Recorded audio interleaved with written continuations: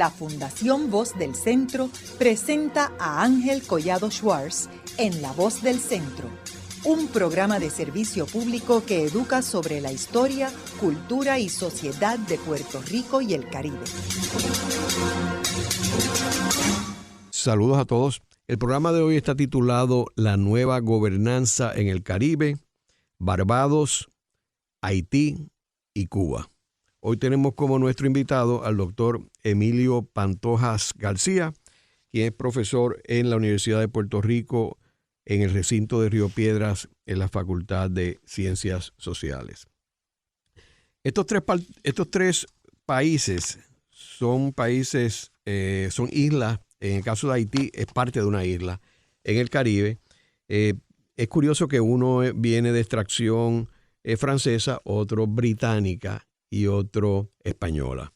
Vemos que son países e islas con unas características muy diferentes una de las otras. Y me gustaría, Emilio, que comencemos con el caso de Barbados, que tengo que mencionar que es una isla que está bastante cerca de los Estados Unidos, que es aproximadamente 2.5 el tamaño de Washington, D.C., para que tengan la ubicación, y que tiene una población de 303,000 personas. Casi todos, el 92%, son de la raza negra. Vemos que recientemente la población ha tenido un pequeño crecimiento de 0.2%, una república parlamentaria.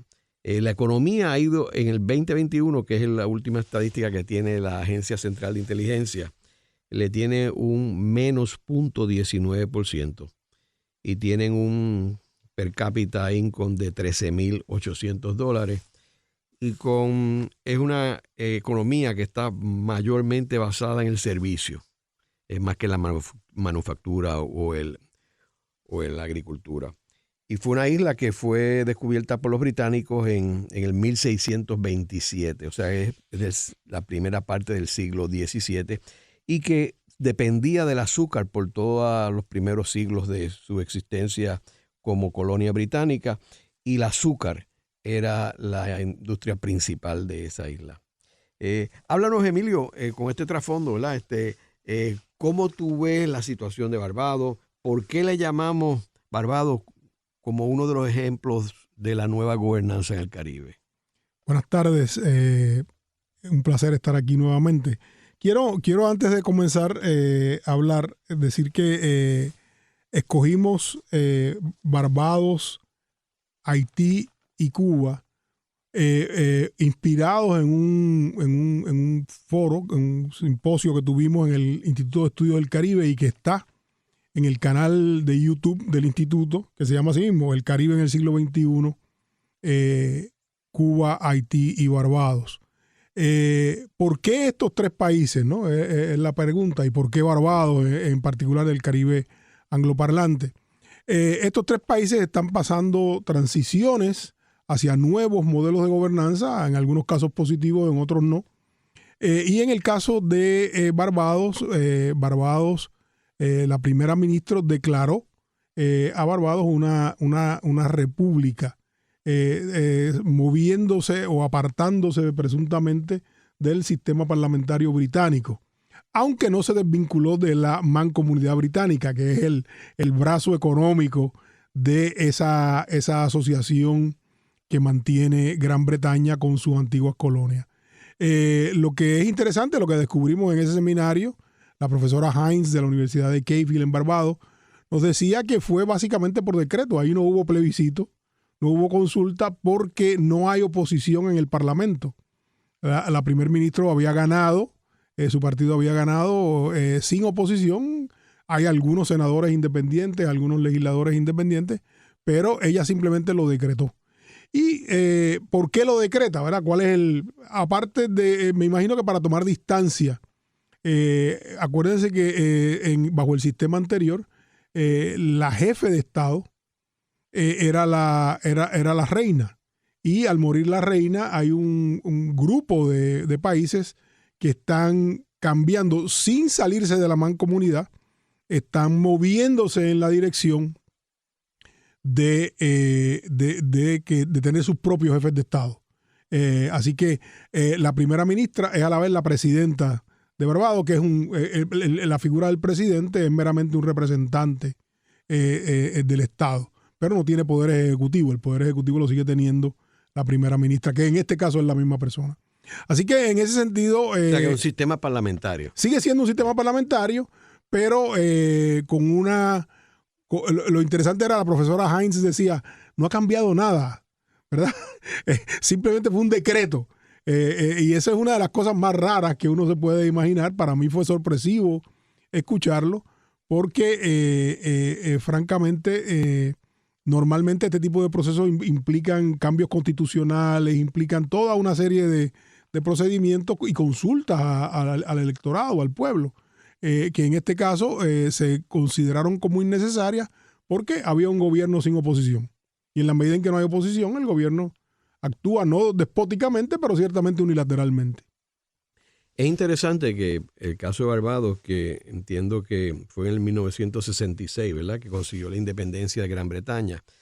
Si nos remontamos a la década del 50, que Puerto Rico lanzó su famoso Estado Libre Asociado, pues en aquel tiempo ellos eran meramente una colonia británica.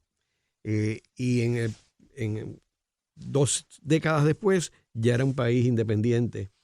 O sea que todo, al igual que otros países en el Caribe, ellos estaban atrás de Puerto Rico en términos de su relación con la metrópoli, y en cuestión de unos años le pasaron a Puerto Rico.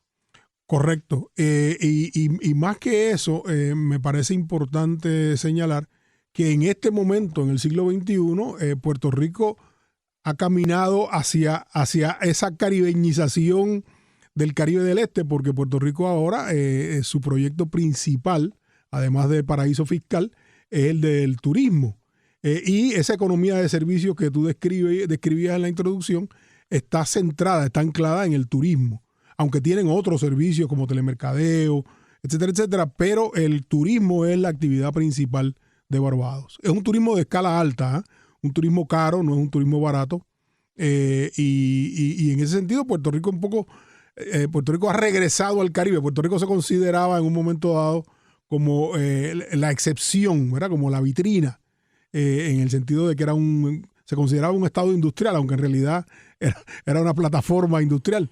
Y ahora, pues, un poco se han equiparado. El turismo es la actividad central de Barbados, el turismo de alta escala. Y entiendo que este turismo que yo tengo que pensar que la mayoría viene de los Estados Unidos por la cercanía, ¿verdad?, de los Estados Unidos. Entiendo que tienen una mecánica y unos procesos de inmigración bien sencilla, que uno puede hasta hacer inmigración en Estados Unidos sin tener que hacerla en Barbados. Lo que pasa es que la idea es facilitar al visitante. Yo no sé exactamente cómo lo hacen. Yo sé que en las Bahamas tú haces inmigración en Bahamas. No sé si eso también es en Barbados, pero Barbados recibe no solamente norteamericanos y canadienses, que recibe muchos, sino también muchos ingleses, muchos europeos viajan. Y de hecho es una de las paradas para Cunard, ¿no? Ya no existe Cunard, pero digamos algunos de los cruceros. Así que ese es parte de ese complejo turístico que tienen. Es un país de turismo avanzado. Interesantemente, en algún momento en ese informe de la CIA que tú mencionabas, cuando yo estaba haciendo investigación para el libro de la plantación al research, en los años, a principios del siglo XX, aparecía como un lugar donde había tráfico de personas, pero ese tráfico se refería a mujeres que eran trabajadoras sexuales y que venían del Asia y de Europa. No sé si todavía estará en esa clasificación, pero había una bandera, ¿verdad?, de que eso se sospechaba. Tú mencionaste Bahamas, y aunque no vamos a hablar de Bahamas en este programa, pero Bahamas es un caso también muy interesante porque, primero, en el caso de ellos tiene una cercanía bien, bien grande con Estados Unidos, porque está prácticamente a las afueras de Florida. Barbados está un poco más lejos, ¿verdad? Pero todo el Caribe, en términos de Estados Unidos, está mucho más cerca que lo que puede ser Asia o lo que puede ser Europa. Así que yo creo que eso es un elemento bien importante que han sabido maximizar las distintas compañías turísticas, incluyendo los cruceros, que van por todas estas islas.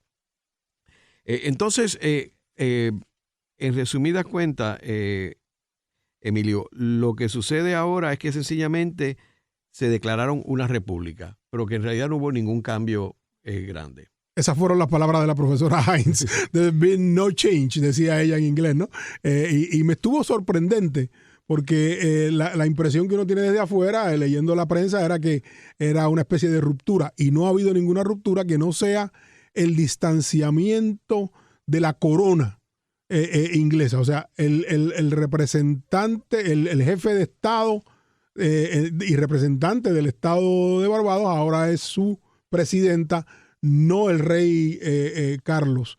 He's not my king, ¿verdad? Él no es mi rey, ha dicho mucha gente en este proceso donde la monarquía ha cambiado de cara en Inglaterra y donde eso ha creado no cambios drásticos, pero ciertamente cambios en actitud.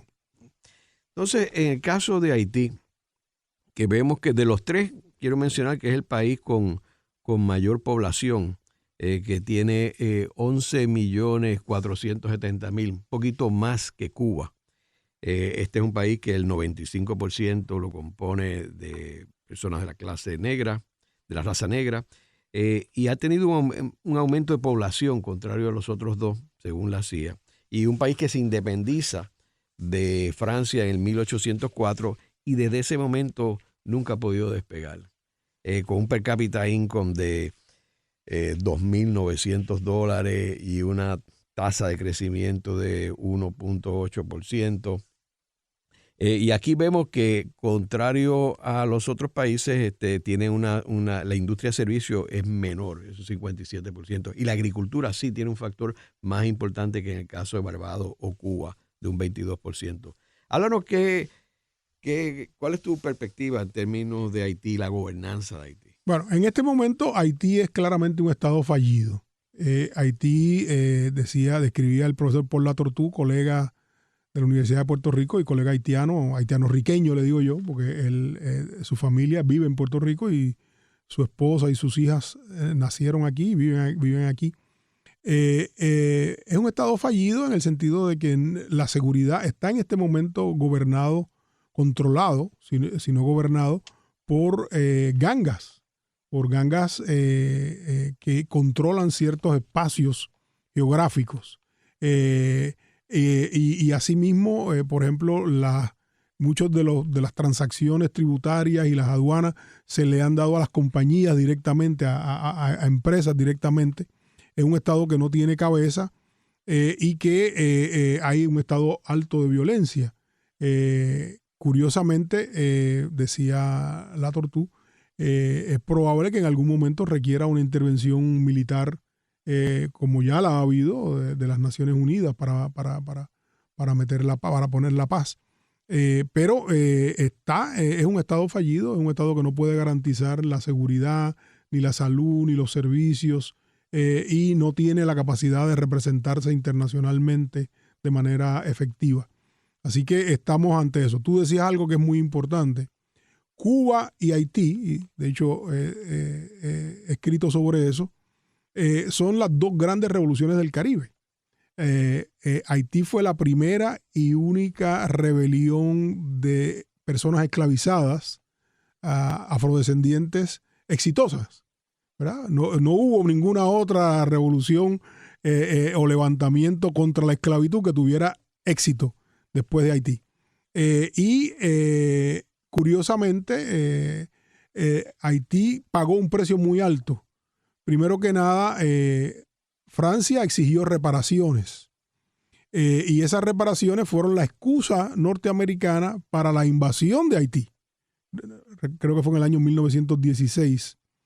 Y ahí viene todo el proceso que degenera en la dictadura dualierista, que es la que un poco convierte al país en esta dictadura donde no se acumula ni se crea riqueza, porque el dictador es el que apropia y despoja a su pueblo de sus grandes riquezas. Así que en ese sentido, lo que tenemos, la gente, el que no sabe de historia no entiende cómo Haití, la primera gran república basada en la Declaración de los Derechos del Hombre, así se llamaba cuando la Revolución Francesa en el siglo XVIII, esa revolución de personas esclavizadas de descendencia africana, inspirada en los más altos y nobles derechos de la República Francesa, fue doblegada y convertida en un escarmiento, siendo hoy uno de los países más pobres del mundo, uno de los 6 países, según el año que tú mires en la tabla del Banco Mundial, está primero, o segundo o tercero, así cada año varía, ¿verdad? Dependiendo de cómo la pobreza de los demás países se va. Pero ciertamente es interesante que incluso, o sea, una vez Haití libera a los esclavos que pretendió en un momento dado su libertador, Toussaint Louverture, pretendía un poco mantener su asociación con Francia. La idea era tener un régimen distinto, pero seguir produciendo caña porque era profitable. Y entonces, en la medida en que eso no se pudo, ellos se declaran independientes, apoyan la independencia de América Latina. No habría América Latina sin Haití. En 2 ocasiones, Simón Bolívar fue a pedirle ayuda a Dessalines y se le dio la ayuda, y a Petión, perdón. Y en ese sentido, si no hubiese sido por Haití, no hubiese habido revolución, independencia triunfante. Curiosamente, lo único que le pidió a cambio los haitianos a Bolívar era que abolieran la esclavitud cada vez que hubiese independencia. Eso no se dio.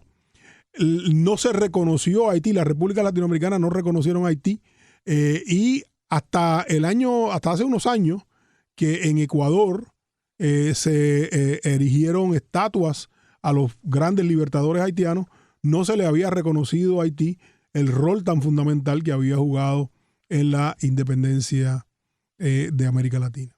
Es curioso que Estados Unidos, Haití respaldó la independencia de Estados Unidos, y cuando le tocó el turno, Estados Unidos no quiso meterse en la independencia de Haití y no lo respaldó. Y hay que ver que lo que tú mencionas de Francia es muy importante, porque en el siglo XVIII, Haití en un momento dado era la colonia más rica del mundo por el azúcar. Y de ese nivel acabar a donde acabó, y fue que cuando le dieron la independencia lo estrangularon. Le pusieron a pagar unas multas, unos pagos a Francia, y entonces en aquel tiempo eran las monarquías de Europa, así que todas se aliaron a respaldar a Francia, y no había oportunidad de ellos echar para adelante. Exactamente, no solo eso, sino que Estados Unidos fue el beneficiario más importante, porque Francia estaba ocupando el territorio que conocemos como Luisiana. Y el esquema colonial, el esquema de Bonaparte era que Haití iba a dedicarse exclusivamente a producir azúcar, y la comida de Haití se iba a cultivar en Luisiana. Cuando se independiza Haití, cuando se concluye la revolución haitiana, Francia le vende a Estados Unidos los territorios de Luisiana, que dicen que es una de las compras, después de Manhattan, una de las compras de bienes raíces más lucrativas del mundo. Y efectivamente pasa entonces los territorios de Luisiana, que eran territorios franceses, donde iban a cultivar la comida que se iba a exportar a Haití, por la cuestión geográfica y geopolítica. Eso beneficia a los Estados Unidos, y por tanto Estados Unidos, como tú bien dices, ignora su compromiso y su deuda con Haití. De hecho, Haití en realidad subsidiaba el mantenimiento de este territorio luisiano. Correcto. Y por eso es que en el momento que ya no tienes el dinero que te generaba para mantenerlo, Napoleón decidió venderlo. Correcto. Porque era un territorio lejano de Francia y que no producía para ello. Y un poco marca el momento en que Francia no desiste, pero digamos se aleja de ese imperio, aunque mantiene los territorios del Caribe del Este, se aleja de ese gran imperio caribeño que tenía. Ahora, es interesante también algo que mencionaste del tiempo, que Estados Unidos, sin mal no recuerdo, estuvo casi 10 años en Haití administrándolo. ¿Y cómo es posible que tú estás a cargo de un país, lo administras y no pudiste, o sea, Haití no estaba mejor que cuando llegaron los americanos, luego de irse los americanos? De hecho, lo que hizo Estados Unidos en Haití lo hizo también en República Dominicana. Era bajo la llamada doctrina Monroe, la idea de que para evitar que las potencias europeas intervinieran, Estados Unidos, so pretexto de administrar y de pagar las deudas, interviene con un año de diferencia en Haití y en República Dominicana y toma el control de las aduanas para encargarse una especie de junta de control fiscal de principios del siglo XX, donde los ingresos de la aduana iban al pago de la deuda. En el caso de Haití a Francia, en el caso de República Dominicana a los deudores europeos que habían, ¿verdad?, hecho préstamos. Y el resultado de esa gestión norteamericana es el control de la política que eventualmente desemboca en Duvalier en Haití y en Trujillo en República Dominicana. Y ahí Estados Unidos mantiene una política, la política del gran garrote, donde está, que era la política rooseveliana, la política de la doctrina Monroe, la versión, ¿verdad?, del siglo XX, donde empiezan a proliferarse una serie de dictaduras, no solo en Dominicana y en Haití, sino también en Cuba con Batista. Y en América Central con Somoza, Pérez Jiménez, toda una serie de... y entonces decían que los norteamericanos decían, estos son unos sinvergüenzas, pero son mis sinvergüenzas, ¿no? Esa no era la palabra que usaban, pero en ese sentido, esta es la política norteamericana que se va a extender hasta la Alianza para el Progreso. Y es curioso que algunos de estos presidentes eran presidentes liberales del Partido Demócrata, por ejemplo, Woodrow Wilson. Estas invasiones que acabas de hablar es bajo Woodrow Wilson, igual cuando él trata de invadir a México, también lo de Nicaragua, lo mismo la revolución bolchevique que envía tropas a Rusia en aquel momento. O sea que es curioso. Entonces después Franklin D. Roosevelt lo mismo. O sea, quien nombra a Blanton Winship es Franklin D. Roosevelt, que eran presidentes liberales y progresistas, supuestamente. No solamente a Blanton Winship, sino a su jefe de policía. Se me pasa el nombre. Riggs. Curiosamente, Elisha Francis Riggs era el agregado militar en la revolución bolchevique.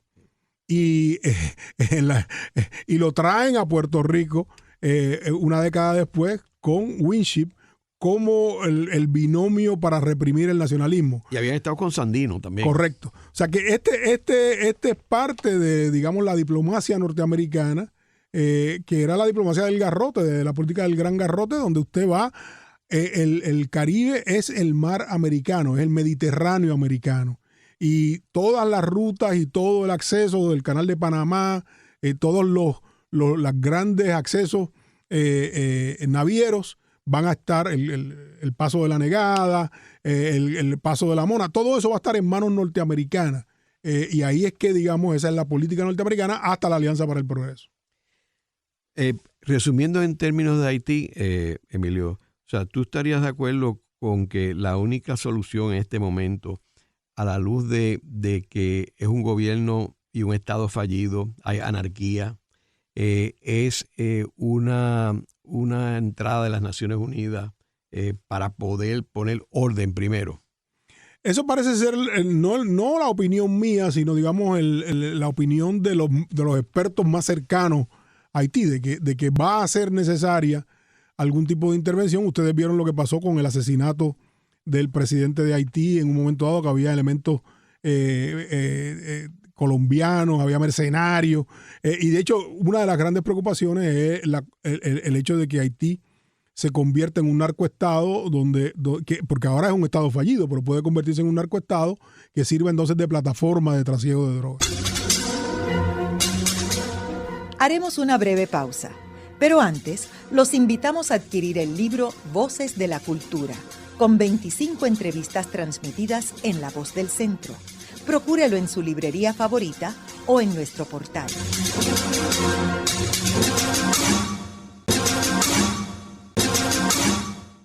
Radio Funglode.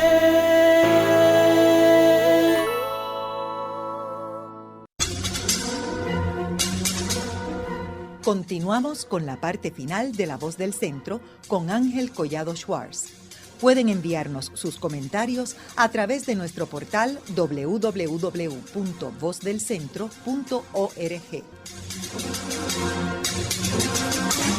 Continuamos con el programa de hoy, titulado La nueva gobernanza en el Caribe, Barbados, Haití y Cuba. Hoy con nuestro invitado, el doctor Emilio Pantojas García, profesor en la Facultad de Ciencias Sociales de la Universidad de Puerto Rico, en el recinto de Río Piedras.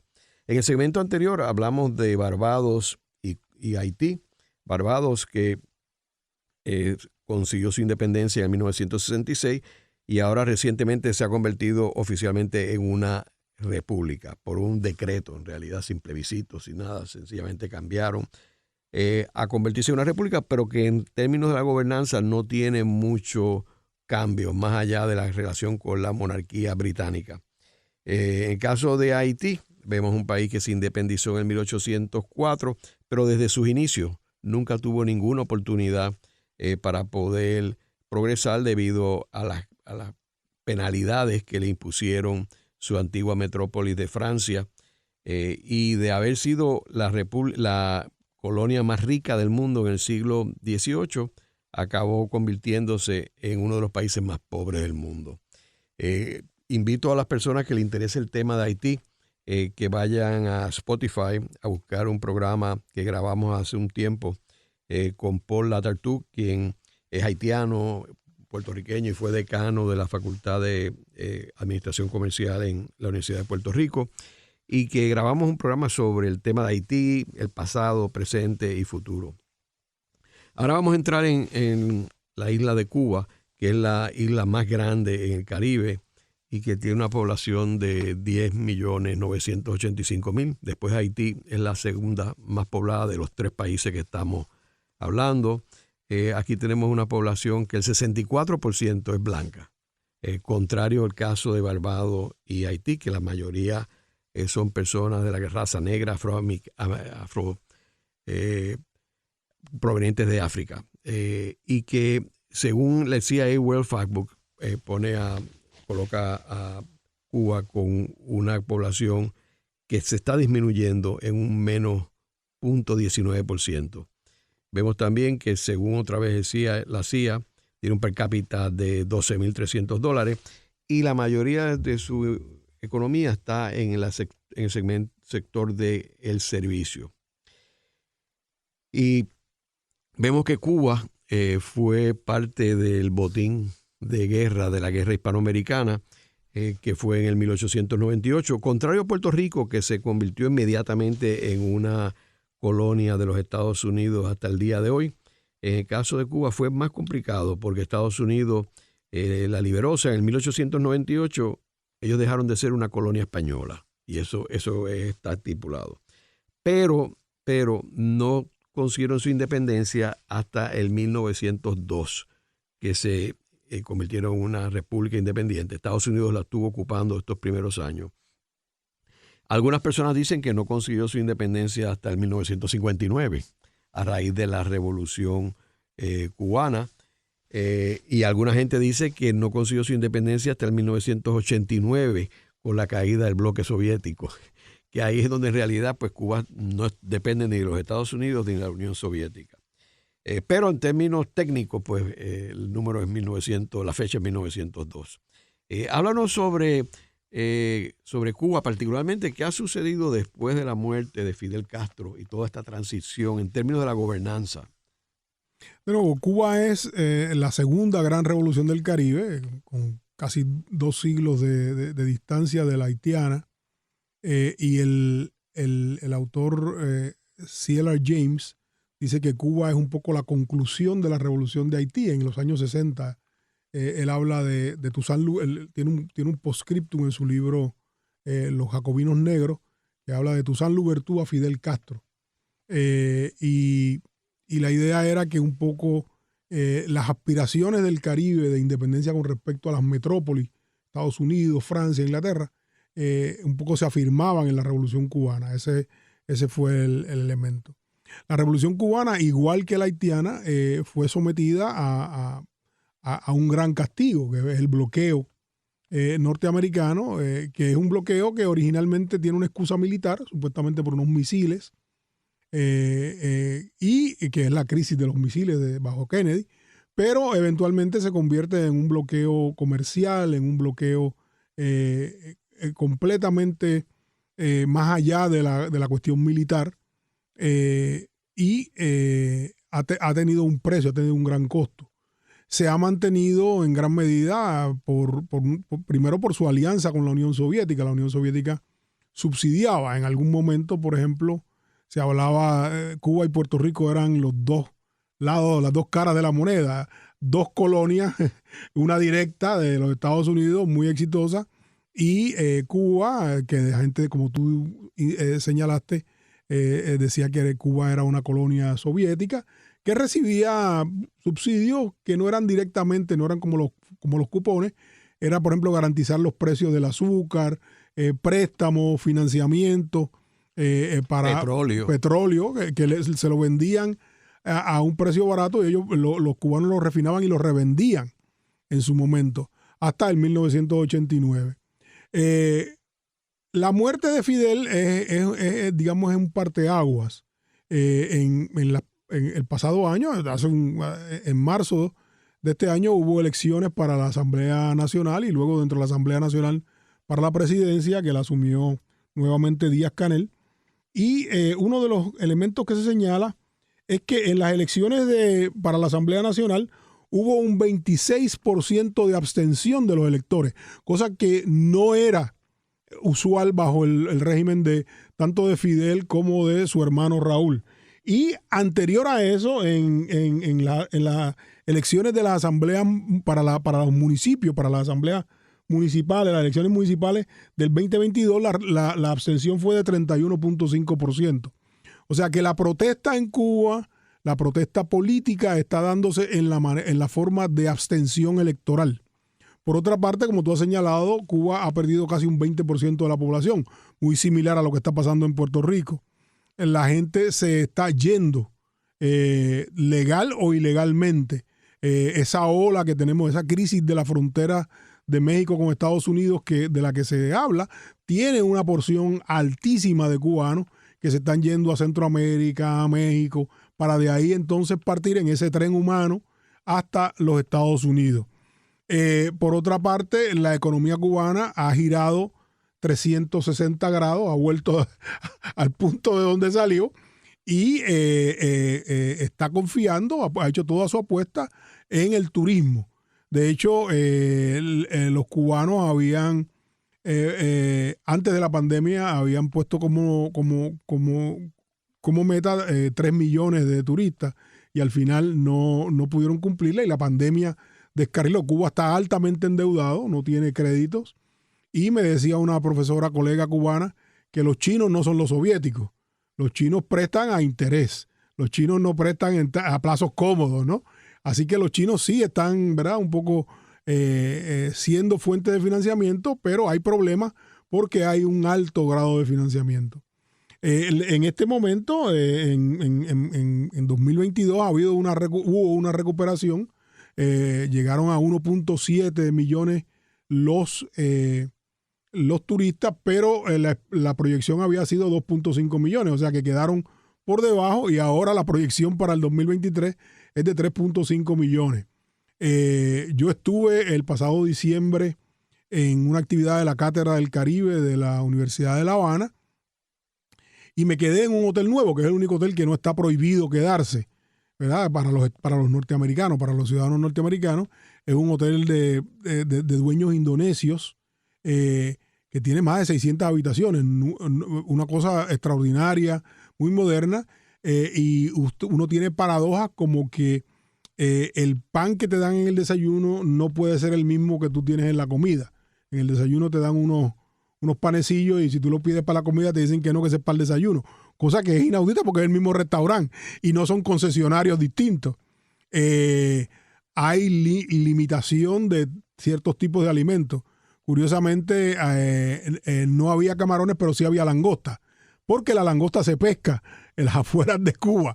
Así que, por obligación, cuando quise comer marisco, no pude comer camarones y tuve que comer langosta. A unos precios que para un puertorriqueño o para una persona que va con dólares son razonables, pero son ese tipo de paradojas. El hotel estaba en menos de un 30% de ocupación para diciembre. Y paradójicamente en el sector frente a, me imagino que los que conocen a Cuba conocerán donde están los helados Copelia, allí en La Habana, estaban haciendo un mega hotel. Sí, imagínate construir un mega hotel en Miramar, pero un mega hotel, te estoy hablando de 600 habitaciones, de tumbar un bloque completo para hacer un hotel. Si eso pasara en Puerto Rico, estarían allí todo el mundo protestando, ¿no? Esa es, digamos, el nuevo rumbo de la economía cubana. Y había un gran debate, un debate muy interesante. Si el año 2023 iba a ser el año 65 de la revolución o si se iba a iniciar un nuevo periodo, si esta nueva asamblea con un nuevo presidente, que es el mismo, que es Díaz-Canel, iba a iniciar una nueva etapa en la vida de los cubanos, en la vida política. La asamblea votó por mantener, ¿verdad?, la tradición de la revolución y declaró el 2023 el 65 año, el año 65 de la revolución. Ahora, en términos de la gobernanza, de la forma estructurada que está manejándose el gobierno de Cuba, ¿cómo ha variado este gobierno actual del gobierno de Fidel y Raúl? Bueno, hay un proceso quizás de liberalización de los negocios, de lo que le llaman ellos los cuentapropistas, ¿no? O sea, los paladares, las casas para quedarse. Hay un intento de estimular ese sector, de estimular el sector digamos, más que los taxistas, porque los taxis son del Estado, pero este otro tipo de choferes que son dueños de su auto. Por ejemplo, el último día yo tomé un tour en uno de estos descapotables que tienen estos en La Habana, y es interesante porque llegaba a un barco y había decenas de descapotables, ¿no? Había decenas lo llaman convertibles, ¿no? Yo le digo descapotables porque el que yo cogí no tenía, la capota la tenía a mano y había sido convertido en descapotable. Un carro, un Chevy del 54 lo habían convertido en descapotable porque eso es lo que deja en el negocio, ¿verdad? Todos los hoteles tienen uno. Cuando llegó el barco habían como 20 o 30 descapotables esperando para darle a la gente tours. O sea que hay un elemento indirecto de privatización. Por otra parte, eso que se llama la gentrificación, esa nueva construcción, hay un montón de remodelación en La Habana. En La Habana, en Cuba, los extranjeros no pueden ser dueños, pero un poco hay un elemento del testaferro, si lo queremos llamar de esa manera, donde hay un dueño local y un inversionista que puede ser un cubano que está en la Florida del exilio, o un norteamericano o un italiano, que entonces un poco alquila la casa y la renueva, ¿verdad? Así que hay mucha construcción nueva al lado de la construcción vieja. Es así como Río Piedras en muchos sentidos, donde hay espacios nuevos y espacios viejos. Y hay un nuevo, digamos, está en ese momento donde lo nuevo no nace y lo viejo no acaba de morir. Y en ese interregnum hay muchas ambigüedades, ¿verdad? Lo que sí noto es que hay un envejecimiento de la población. Los jóvenes se están yendo. Ese 20%, al igual que en Puerto Rico, son jóvenes en busca de oportunidades. Así que un poco Cuba y Puerto Rico han vuelto ambos a parecerse, ciertamente guardando las distancias, pero el hecho de que la aspiración mayor de la juventud es irse a los Estados Unidos, el turismo en la apuesta, la universidad está en crisis, no tiene fondos suficientes, por ejemplo, uno de los modelos para financiarse la universidad son estos seminarios en los que uno participa y pues paga una inscripción y es interesante porque uno tiene que pagar una visa, ¿verdad? Una tarjeta de turista, y una parte de ese dinero va directamente a la institución. O sea, se reporta al departamento, al Ministerio del Exterior, y una parte de ese pago de esa visa va a la universidad. Así que están en precario, igual que la universidad pública está en precario, igual que la de Puerto Rico. Es curioso que en el gobierno de Barack Obama, la dirección que iba esa relación era a restablecer las relaciones entre los dos países, Estados Unidos y Cuba, y eventualmente eliminar el bloqueo, etcétera. Y todo iba a esa dirección, y Estados Unidos, como sabemos, estableció relaciones diplomáticas con Cuba. Hay una embajada que está funcionando allí. Sin embargo, cuando vino Trump, todo eso se paralizó. Mucho de lo que se estaba trabajando. Y es curioso que Biden no ha cambiado muchas de las medidas que implementó Trump. Es curioso, hubo algunos cambios, pero no sustanciales. En parte por toda la cuestión del voto cubano de Florida y el efecto que eso tiene en unas elecciones tan cerradas como las hay. ¿Quieres comentar algo sobre esto? En realidad, la manera en que yo interpreto eso es sobre todo cuando el movimiento se completa con la elección de Biden. Barack Obama, su primer gran legado, su primer gran triunfo fue la cuestión de Obamacare, ¿no? El sistema de médico, de seguro médico. En su segundo término, él quería hacer la reforma migratoria y aprobó toda una serie de medidas, pero se vio claro que no iba a triunfar. El Congreso no lo iba a aprobar. El Congreso no lo iba a aprobar. Por lo tanto, él hizo lo que han hecho muchos presidentes, lo que hizo Nixon con China, por ejemplo, ¿no? Cuando se veía que la cosa no iba para adelante, él fue a China y visitó China y allá abrió relaciones con China. Pues eso fue lo que hizo Obama. Obama abrió casi unilateralmente. De hecho, los cubanos no estaban preparados. Cuando yo hablo con mis colegas cubanos de la Universidad de La Habana, una de las cosas es que nosotros no estábamos preparados. O sea, nosotros nos avisaron y tuvimos que improvisar. Entonces llega Trump, revierte todo ese proceso, pero llega Biden y yo esperaba que se volviera al status quo antes, y no fue el caso. De hecho, para mi sorpresa, cuando yo voy a ir a La Habana, uno de los grandes impedimentos para que me pague la universidad es que la universidad interpreta que todas las prohibiciones estaban en vigencia. Yo interpretaba que no. Al final nunca lo pude resolver y tuve que ir supuestamente hay nuevas reglamentaciones y se puede ir a ciertos hoteles que estaban prohibidos antes, que eran propiedad no se puede ir a los hoteles que son propiedad del ejército, pero sí hay otros hoteles que son propiedad del Estado a los que se puede ir con licencia. Pero yo tuve que ir a un hotel nuevo que no estaba prohibido porque había sido hecho después de la pandemia.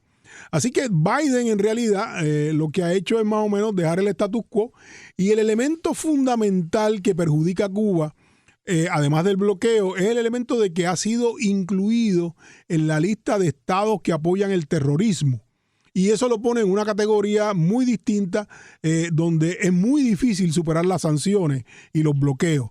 Así que si de todas las cosas que podría hacer Biden, simplemente hubiese sacado de la lista de estados que apoyan el terrorismo a Cuba, eso habría ayudado enormemente en la capacidad comercial de Cuba, pero no lo ha hecho, lo ha mantenido, y ese es, digamos, el gran tranque que hay, porque esa fue el elemento, digamos, la ficha del tranque de la política de Trump. Hay que ver qué sucede en las elecciones del 24, porque de Biden salir reelecto, pues le da un espacio para poder hacer algunas cosas, porque obviamente no puede volver otra vez a ser candidato. Y eso lo libera en la medida que el Congreso también lo permita. Hay otro elemento que es la cuestión de la libertad de prensa, que en Cuba, que no la hay, obviamente. En Cuba no podría existir, por ejemplo, lo que existe en Puerto Rico, Claridad, que es un periódico que está en contra del Estado, etcétera. Ese equivalente no podría existir en Cuba. Sin embargo, en términos del Internet, cuando tú estuviste allí, ¿pudiste comunicarte pudiste tener acceso a través del Internet a todos los portales? La Internet tiene acceso limitado. De hecho, en el hotel que yo estaba, yo tenía Internet gratis 24 horas, pero esa es la excepción, no la regla. El acceso al Internet es un problema. Sí, pero una vez te conectas en el hotel al Internet, tienes acceso al Internet a todo. Puedes entrar a Facebook, a sí, todo. Pero lo que pasa es que no es lo mismo para mí que para los ciudadanos cubanos. O sea, una cosa es ser turista o extranjero y otra cosa es ser ciudadano cubano. Es limitado, hay límites. No hay, yo no sé si hay censura o no porque no la experimenté y de hecho no traje el tema con mis colegas, pero ellos lo que te dicen es que el problema en Cuba es que la banda ancha no existe, que está el estrecho de las islas y con las islas con Miami está ese estrecho, pero también está el estrecho de la banda de Internet. Y lo toman un poco a broma, pero ciertamente hay restricciones, no hay libertad de prensa y la libertad de acceso a las redes. Hay tuiteros cubanos, pero no son muchos, ¿verdad? Y no son todos. Así que en Cuba no hay una oposición organizada y por eso es que la abstención es un elemento significativo, ¿verdad? Que se puede interpretar como una especie de protesta. Pero no, lamentablemente hay restricciones, hay problemas y ese sería, digamos, un adelanto, sería parte de una nueva reforma que podría hacerse dentro del... El problema es que el lema sigue siendo, aunque quizás no se repite, dentro del partido todo, fuera del partido nada. Aunque eso no se repite, si yo lo digo me dicen, no, Emilio, eso es viejo, pero ese, digamos, es en la práctica los parámetros de la gobernanza. Te hago esta pregunta sobre el acceso, porque, por ejemplo, en China está prohibido el acceso, está bloqueado. Seas turista, sea chino, etcétera. Yo desde el hotel no tenía, o sea, tienes acceso a Wi-Fi, al Internet, pero cuando pones, por ejemplo, Facebook no te sale. Están bloqueados todos. Hay una serie de lugares que están bloqueados. En Cuba ese no es el problema. Yo tuve acceso a Facebook y de hecho publiqué cosas en Facebook desde el hotel sin ningún problema. Sí. De hecho, yo traté de conectarme en los portales de Tibet y de Taiwán y están bloqueados también. Sí. O sea, y estoy hablando de turistas, de un hotel importante en Beijing. No lo bloquean, o sea, que si lo bloquean a los hoteles, lo bloquean a todo el mundo en el país. Bueno, yo diría que hay una tradición del absolutismo chino, ¿verdad? Que probablemente influencia ese modelo de gobernanza. Sí. Ahora, en términos de el futuro, Emilio, ¿cómo tú ves el futuro en el caso de Cuba? El futuro de Cuba está como el futuro de todo el Caribe, ¿no? O sea, en este momento el Caribe está sufriendo lo que yo he llamado los frutos amargos del neoliberalismo. En el caso de Cuba se agrava con el bloqueo, pero todo el Caribe está en este momento experimentando, con algunas excepciones, muy pocas excepciones, esa ola migratoria hacia los Estados Unidos, esas crisis en términos de crisis financiera, crisis de endeudamiento, la inflación los está afectando. Así que acuérdate que todas estas islas, incluyendo Cuba, importan una parte importante de sus alimentos, ¿no? Así que, por ejemplo, Dominicana produce la mayoría de sus alimentos, pero tiene un montón de cosas que importa para el turismo. Así que el problema es, en este momento, Cuba es necesario, hay un gran debate, un debate abierto sobre la necesidad de reformar el modelo económico y de darle más espacio a estos cuentapropistas. Aparte de que lo ha obligado la necesidad, pero en Cuba en este momento es interesante porque yo, al taxista que me llevó, que fue ese descapotable que me dio una vuelta por La Habana y me llevó hasta el aeropuerto, yo le pregunté, en Cuba, por ejemplo, si tú eres extranjero, debes llevar euros, porque no se aceptan los dólares. Así que yo tuve que cambiar o sacar euros en el Banco Popular de Puerto Rico, perdona el anuncio, pero y coger una tarjeta bancaria y con eso lo pagaba todo en los restaurantes. Cuando le pregunto al taxista y a otra gente, me dice, no, en la economía local los dólares son mejores, porque es una economía informal que llega hasta la Florida, que llega hasta Estados Unidos, y ahí le mandan dólares. Entonces hay 3 monedas en última instancia.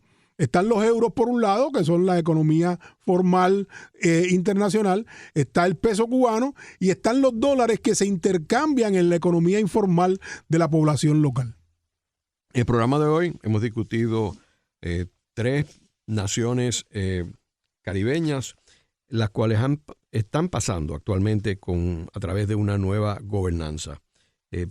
Y países bastante distintos. O sea, Barbados, una isla pequeña, democrática, y que tiene relaciones con todos los países del mundo, y ahora se ha convertido oficialmente en una república. Haití, donde tiene una situación anárquica, donde tiene un estado fallido, donde no podemos decir que hay democracia ni libertades debido a esta situación.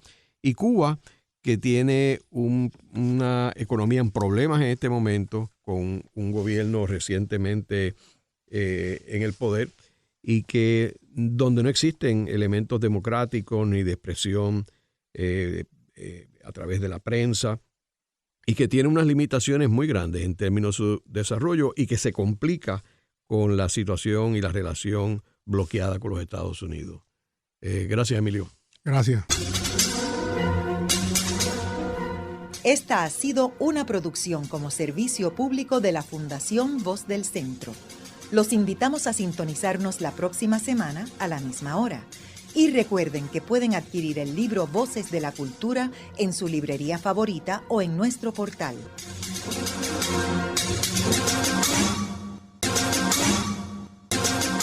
Esto es contenido. Esto es Radio Funglode.